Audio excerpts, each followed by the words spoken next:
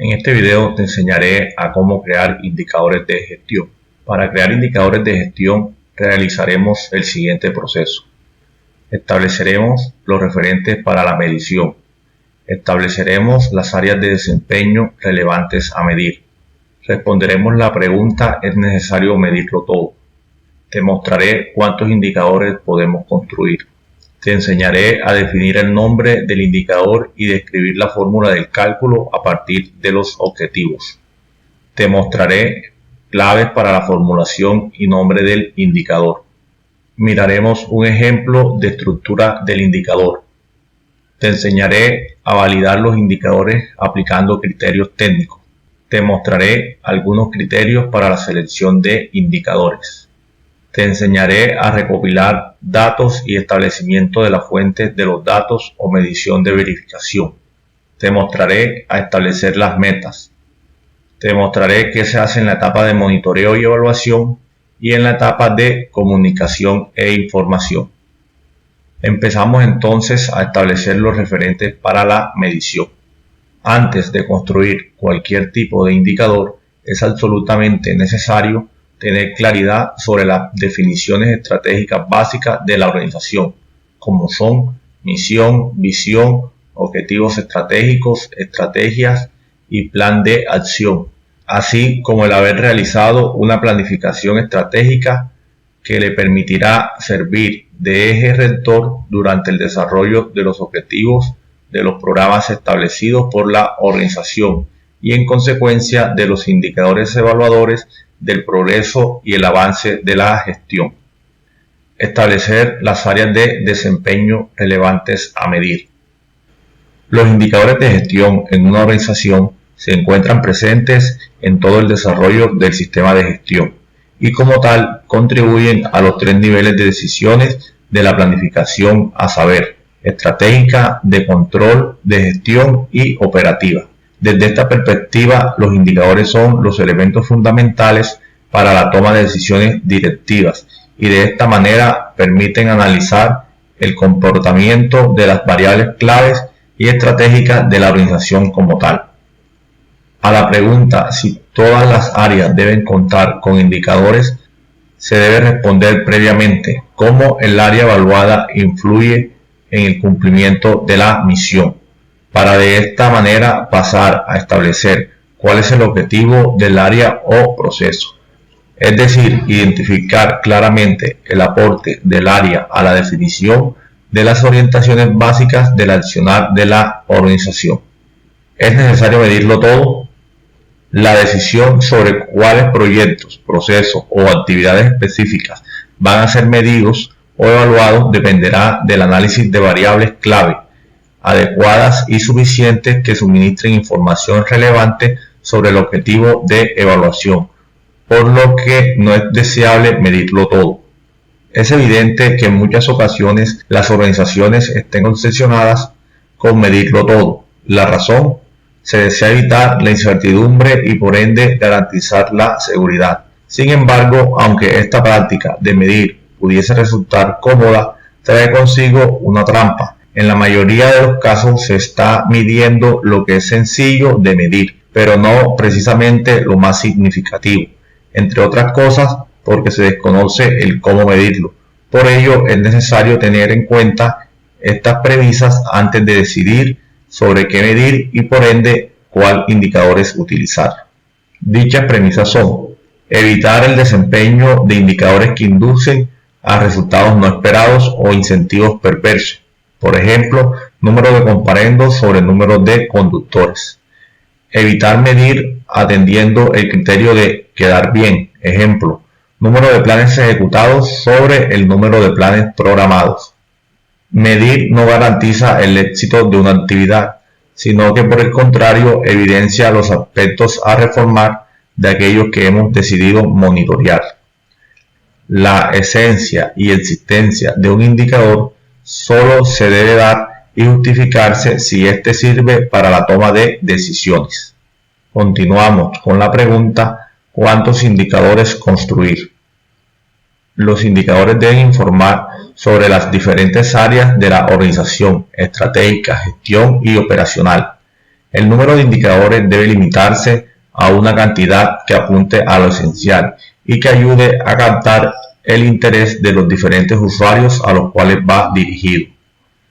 Los indicadores deben facilitar el conocimiento del desempeño de los procesos, resultados intermedios, para identificar los posibles cuellos de botella, las demoras y tiempos de espera, así como el ciclo de maduración del servicio, tiempo de resolución desde el inicio de un trámite hasta su resolución. La organización debe ser capaz de utilizar y controlar el número de indicadores construidos. Mucha cantidad de información puede volverse en contra de los propios usuarios de dicha información. Los indicadores deben informar sobre el nivel de avance y de progreso hacia el logro de los resultados finales. Continuamos con definir el nombre del indicador y describir la fórmula del cálculo. Una vez definidos los aspectos relevantes que deben ser medidos, los ámbitos y dimensiones, se deben construir cada uno de los indicadores. En esta fase debe establecerse el nombre del indicador y desarrollar las fórmulas que permitan calcular los algoritmos que darán los valores obtenidos por el indicador. Ahora bien, al igual que los objetivos, todo indicador debe mantener una estructura coherente. Esta se compone de dos elementos. Primero, el objeto a cuantificar y segundo, la condición deseada del objeto. Adicionalmente, puede incluirse un tercer componente que incorpore elementos descriptivos. Claves para la formulación y nombre del indicador. Debe ser claro, preciso y autoexplicativo. Que cualquiera persona entienda qué se mide con ese indicador. Si se usa siglas o aspectos técnicos, deben definirse en una nota explicativa. El nombre del indicador debe permitir identificar si su evolución será ascendente o descendente. Consejos para la formulación del indicador. Se identifica el verbo y el sujeto del objetivo. Se invierte su orden y el verbo se conjuga en participio. Se incluye elementos de la fase descriptiva del objetivo que den cuenta de la localización, periodo de tiempo o incluso el nombre específico de la intervención asociada. No se debe incluir elementos cuantitativos del objetivo, ya que estos únicamente sirven como referencia para identificar la meta o el valor objetivo del indicador en el tiempo. Ahora veremos un ejemplo de la estructura del indicador aplicando los anteriores consejos. Tenemos el objetivo construir 35 kilómetros de red vial nacional. El primer consejo dice que hay que identificar el verbo y el sujeto. Por lo tanto, el verbo es construir y el sujeto sería kilómetros de red vial nacional. El segundo consejo nos dice que se invierte su orden y el verbo se conjuga en participio. Entonces tenemos kilómetros de red vial nacional más el verbo conjugado sería construidos. Y por último nos dice que se incluyen elementos de la fase descriptiva del objetivo que den cuenta de la localización, periodo de tiempo o incluso el nombre específico de la intervención asociada. En este caso vamos a colocar sobre la localización. Entonces tenemos kilómetros de red vial nacional más el verbo conjugado construido más en el departamento de Santander, que sería la localización. Es importante informar que este indicador se puede transformar si se divide por el total de kilómetros de red vial nacional objetivo y se multiplica por 100 esta fracción tal como se muestra a continuación. Kilómetros de red vial nacional más construido más en Santander sobre total de kilómetros de red vía nacional más construido más objetivo más en Santander por 100. Continuamos con la etapa validar los indicadores aplicando criterios técnicos.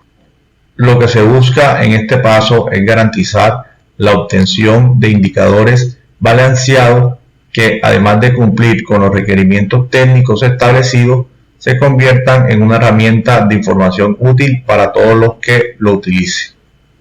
Los criterios para seleccionar los indicadores del sistema de medición son los siguientes. estar vinculados a la misión, medir resultados intermedios y finales.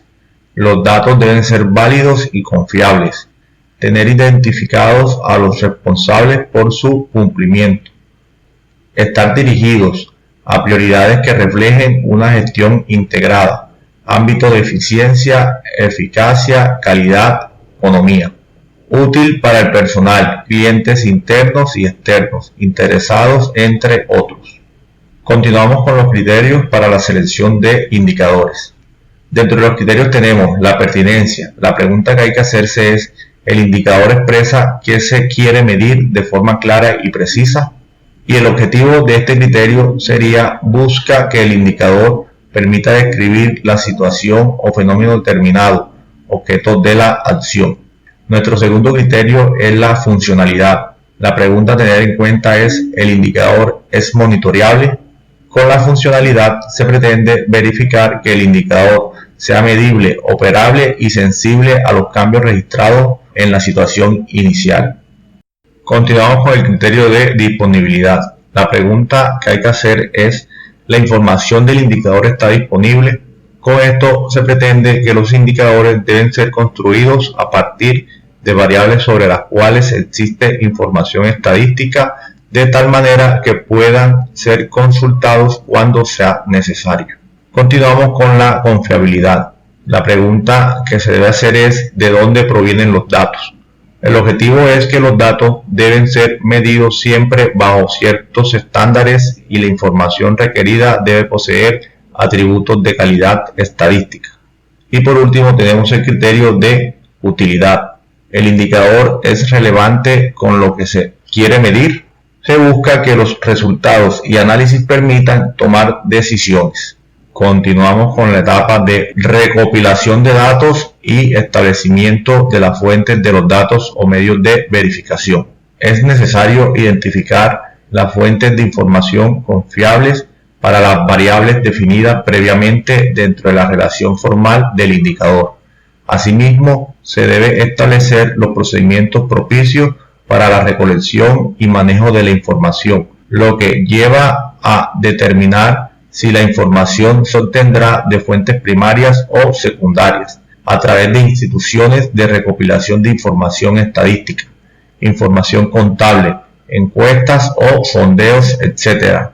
Igualmente, las fuentes de los datos pueden provenir de distintos registros de diferentes organizaciones estadísticas oficiales o también de información primaria como encuestas realizadas por entes externos.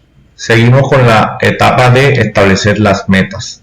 Las metas deben ir en concordancia con los objetivos que se desea conseguir, con el desarrollo del programa y los proyectos establecidos por la organización. Asimismo, de la definición de las metas se desprenden los lineamientos para el monitoreo, medición y evaluación del progreso de la gestión, así como el desempeño administrativo de la misma. Las características fundamentales de la meta son: especifica un desempeño medible, se expresa en unidades de medidas tales como porcentajes, kilómetros, días promedios, etc. Identifica la fecha tope o el periodo de cumplimiento, trimestral, bimestral, anual, quincenal, etc. Seguimos con la etapa de monitoreo y evaluación. Esta etapa del proceso es clave para medir el desempeño de los procesos ejecutados por medio de la información aportada por el sistema de medición y de indicadores establecidos por la organización. Asimismo, es fundamental para evaluar si la evolución del desempeño se adecua a lo estipulado en el plan de acción o si es necesario adelantar acciones que permitan dar cumplimiento a las metas esperadas. El monitoreo se establece para periodos específicos de tiempo, que pueden tener una frecuencia semanal, mensual, bimestral, trimestral, semestral, anual, etc., según los requerimientos específicos de la gestión, y es fundamental para poder establecer los informes de resultados y desempeño, que posteriormente serán comunicados a las organizaciones pertinentes. Por último, tenemos la etapa de comunicar e informar. Esta última etapa, que abarca la construcción de indicadores y supone la divulgación de los resultados sobre el desempeño de la administración, la eficiencia de los procesos y demás valoraciones sobre la gestión de las organizaciones, así como el resultado sobre la planificación estratégica y operativa, etc. Si te gustó este video, regálanos un like, compártelo y suscríbete a nuestro canal. Y por aquí te dejo 2 videos para que sigas aprendiendo.